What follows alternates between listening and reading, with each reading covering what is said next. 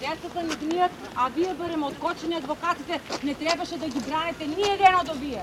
Мора да имат адвокат.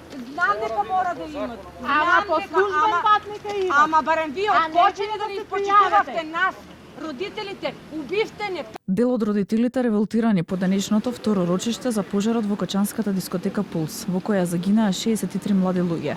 Обвинетите не се произнесоа за вина и одбраната не даде воведни зборови, поради забелешките дека дел од обвинетите не го добили интегрираното обвинение. Семејствата на починатите и денеска побараа правда и правечно судење.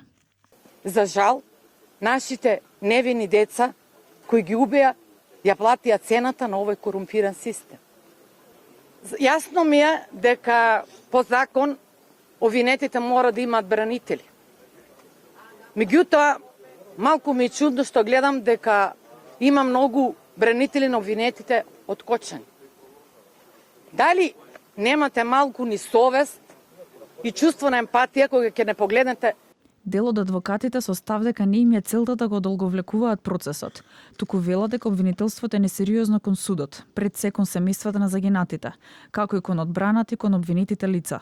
Посочуваат дека вакви грешки не смеа да се повторат затоа што би се случило грубо прекршување на кривичната постапка, што може да биде основа за овој предмет да падне во жалбена постапка.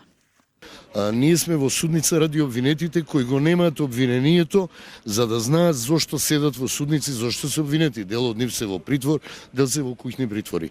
Несериозно е од обвинителството да не достави, па макар и вакво, интегрирано обвинение на обвинетите, затоа што денес ни предстоише изјаснување на вина.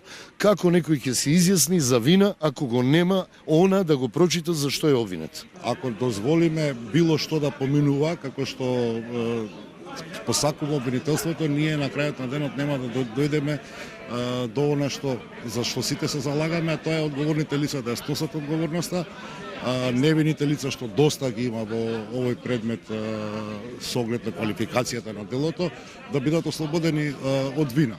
Меѓутоа, со ваквото однесување на обвинителството едноставно не се дава шанса на самата постапка. Обвинителството посочи дека не се работи за суштинска промена на обвинението, туку технички исправки. Застапниците на оштетените пак кажаа дека се приклучуваат кон кривичниот прогон, а оштетното побарување ќе следи во граѓанска постапка.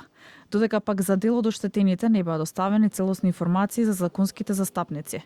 Судиката Дијана Груевска-Илиевска, која претседава со судечкиот совет, го откажа утрешното судење со јасно образложение.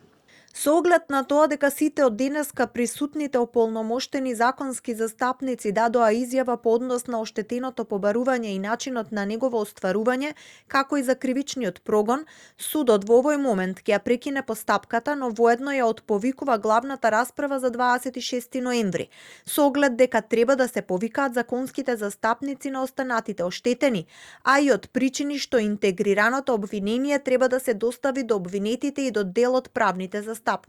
Следното рочиште продолжува идната недела на 2 декември.